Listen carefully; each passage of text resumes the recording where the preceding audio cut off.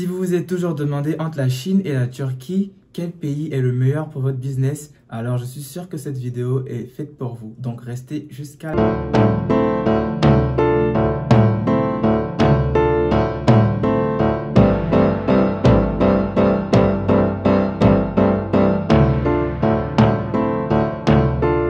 J'espère que vous allez bien. Alors, bienvenue dans cette vidéo. Beaucoup de personnes m'ont posé la question entre la Chine et la Turquie, quel est le meilleur pays pour faire son business? Et aujourd'hui, je viens en fait éclairer vos lanternes. Je vais vous donner les spécificités de la Chine et de la Turquie et ça va vous permettre vraiment de savoir quel pays choisir pour faire votre business. Donc, sans plus tarder, nous allons commencer.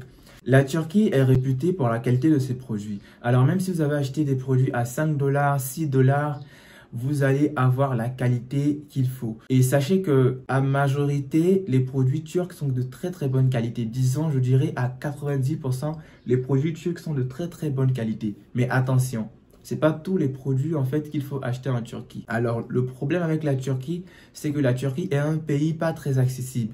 Vous savez, on a la facilité avec la Chine parce que nous avons Alibaba, nous avons AliExpress, nous avons Taobao, nous avons beaucoup d'autres sites. Mais avec la Turquie, c'est un peu compliqué parce que c'est un pays assez fermé. Donc généralement, pour faire des achats en Turquie, il faut être en contact obligatoirement avec un agent en Turquie. Parce que c'est très compliqué en fait. Les Turcs déjà qui font tout en leur langue, c'est rare qu'ils parlent anglais. C'est rare que vous trouvez des Turcs qui parlent français. Vous pouvez trouver quelques-uns qui parlent arabe, mais la majorité, ils parlent dans leur langue. Donc, c'est vraiment compliqué au niveau de la communication. La Turquie est un pays pas conseillé pour le dropshipping. Si vous voulez faire du dropshipping, je ne vous conseille pas la Turquie. Vous savez, avec Alibaba, vous avez l'application, vous avez le site, vous avez les différents produits qui sont sur le site et vous pouvez discuter avec les fournisseurs et les produits en fait sont permanents. Alors qu'avec la Turquie, vous pouvez acheter une série de marchandises aujourd'hui et dans une semaine, 2 semaines, 3 semaines, vous ne pourrez plus avoir la même série parce que les produits sont actualisés régulièrement. Donc pour ceux qui veulent faire du business en Turquie, je vous conseille pas le dropshipping, mais si vous avez par exemple votre page Facebook, si vous avez peut-être votre site internet, si vous avez voilà, en gros vous devez avoir les produits de manière physique avec vous. Parce que si vous avez pris l'argent d'un client et que vous lui avez proposé des produits, c'est pas évident qu'au bout d'un certain moment, vous trouvez le même produit. Donc, ça peut occasionner en fait des petites disputes. Donc, pour éviter tout ça, pour ceux qui veulent faire du business en Turquie, je vous conseille d'acheter votre propre stock. Alors, je vous donne des exemples de produits qui sont conseillés pour la Turquie. Et je vais vous mettre quelques photos, bien évidemment. Alors, en Turquie, vous pouvez acheter des sacs, vous pouvez acheter des vêtements, vous pouvez acheter des chaussures, vous pouvez acheter des bijoux, vous pouvez acheter de la lingerie. Voilà, donc en gros, si vous avez bien remarqué, en Turquie, vous pouvez acheter tout ce qui est textile, tout ce qui est dans la mode si vous voulez. Des vêtements, des jeans, des sacs, des chaussures. Ce sont des produits en fait qui sont propres à la Turquie. Pour ceux qui veulent créer leur marque de vêtements, c'est-à-dire qu'ils vont dessiner des modèles qu'ils veulent faire réaliser par des usines, vous pouvez contacter la Turquie et la qualité des tissus sera au rendez-vous. Sauf que le problème avec la Turquie, comme je vous l'ai dit, premier gros problème, c'est un pays assez fermé. Donc vous n'avez pas vraiment la possibilité de contacter directement les propriétaires de magasins, les vendeurs, un peu comme on le fait en Chine avec Alibaba où on discute avec les usines. Il n'y a pas d'application, il n'y a pas de site, donc du coup, il faut se rendre sur place si vous avez un gros budget. Côté qualité, en fait, vous ne serez pas déçus. Franchement, la qualité de leurs produits et ils font même des photos réelles. C'est-à-dire que la Turquie, c'est rare qu'ils vous envoient des photos des produits shootés. Remarquez que généralement, les photos qu'ils prennent sont des photos réelles du produit et ils envoient même des vidéos en fait du produit. Le deuxième gros problème avec la Turquie, c'est la langue. Les Turcs, comme je vous l'ai dit, rares sont ceux qui parlent anglais, rares sont ceux qui parlent français, d'autres parlent l'arabe et d'autres parlent le turc. Donc, c'est vraiment compliqué au niveau de la communication. Sinon, voilà. Mais côté qualité, rapport prix, franchement, je vous garantis.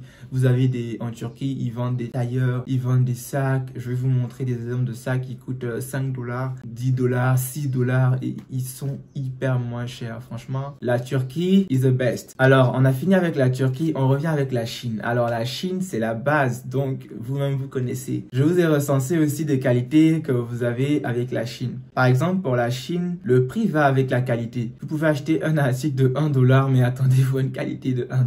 Vous pouvez acheter un article de 2 $ et attendez-vous à une qualité de 2 $. Mais attention, ça ne veut pas dire que vous avez acheté un article à 20 $ et que vous allez avoir la qualité de 20 $. Non, vous pouvez acheter des articles à 20 $ et avoir une mauvaise qualité. Et si je devais estimer le pourcentage de qualité des produits chinois, je vais estimer à 60% ou maximum 70%.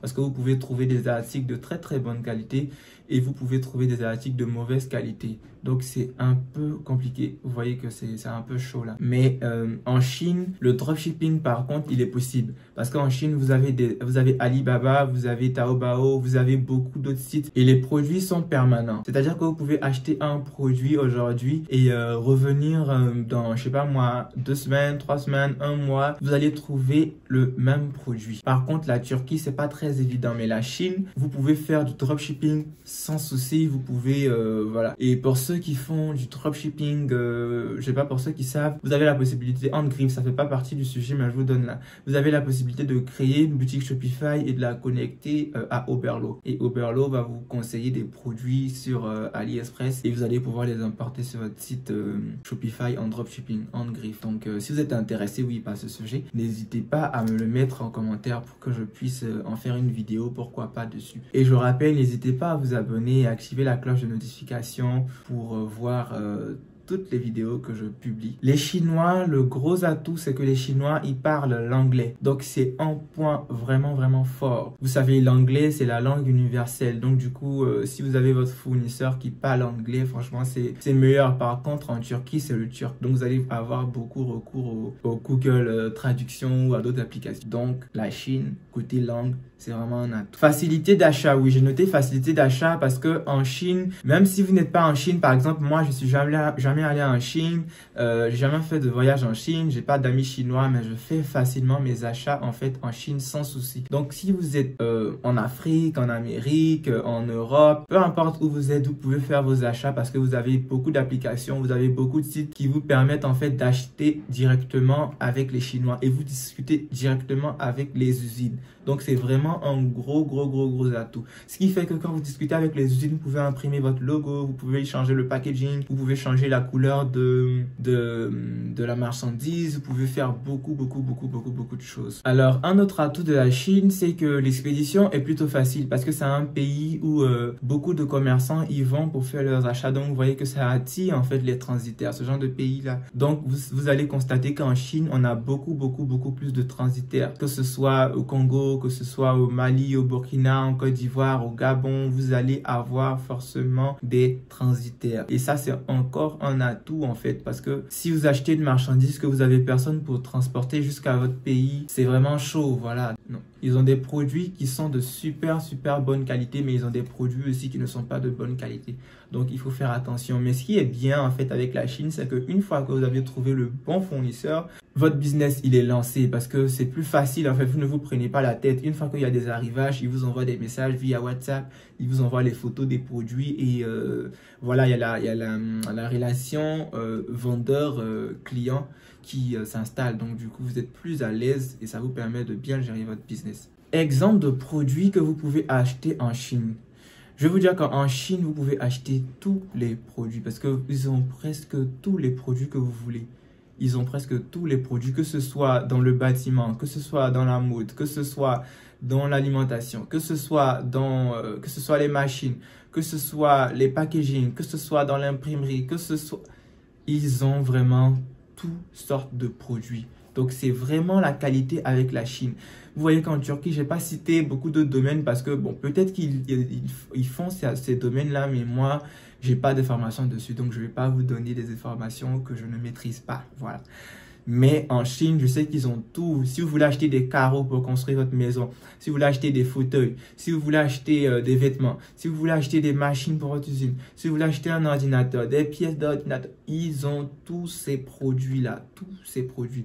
Donc, en fait, c'est plus facile de traiter en fait avec ce genre de pays parce qu'ils ont toutes sortes de produits.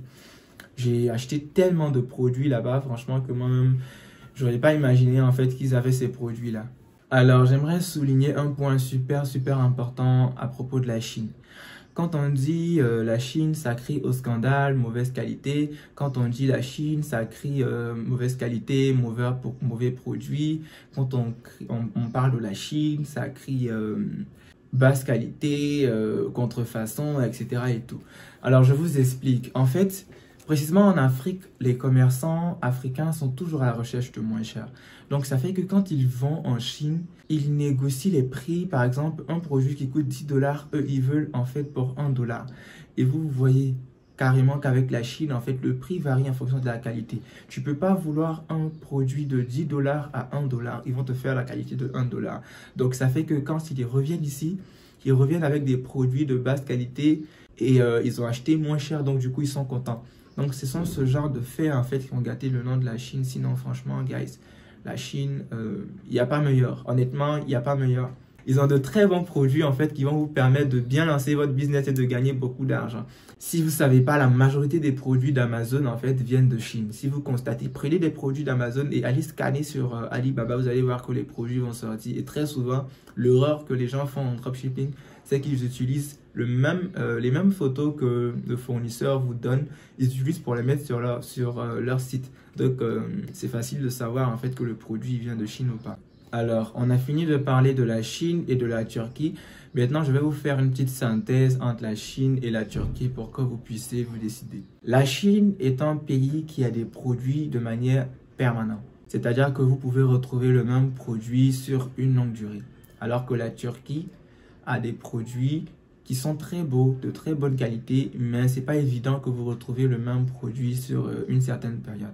La Chine, c'est facile de discuter avec les fournisseurs parce que vous avez Alibaba, vous avez beaucoup d'autres sites. Mais la Turquie, c'est pas facile. Vous allez forcément passer par des agents qui vont être l'intermédiaire entre vous et le vendeur ou l'usine.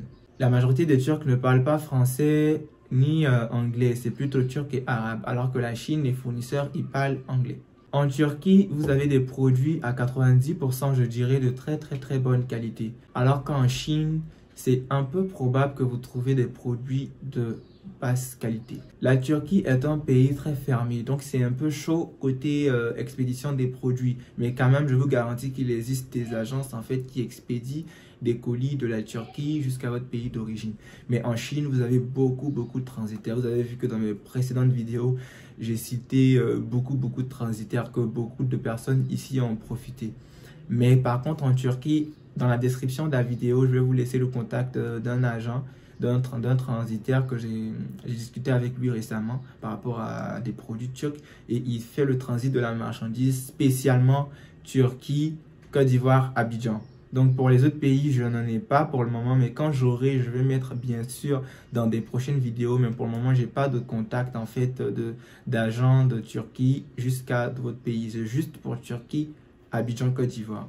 Donc la Turquie est un pays réputé pour le textile, pour les sacs, pour les chaussures, etc. Alors que la Chine, vous avez beaucoup plus de produits. Si vous avez regardé la vidéo depuis le début jusqu'à maintenant, je pense que maintenant vous avez pesé en fait entre la Chine et la Turquie. Quel pays vous devez choisir pour votre business? En fonction de votre business, du type de business que vous voulez lancer et en fonction aussi de votre capacité d'achat. Et j'ai oublié un point très important. Alors la Turquie, ils vendent leurs produits par série. Quand on dit série, c'est par douzaine. Voilà. C'est-à-dire que il y en a qui font la demi-douzaine, ça contient 6 éléments et la douzaine contient 12 éléments. Donc, ce n'est pas comme la Chine où vous pouvez prendre peut-être 25 ou vous pouvez prendre 15, 10, 2.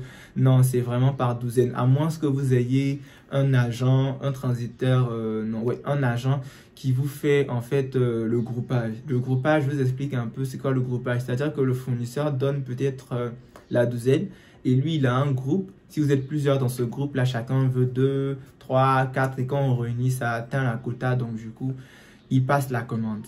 Alors, nous sommes à la fin de cette vidéo. Bien sûr, elle doit prendre fin.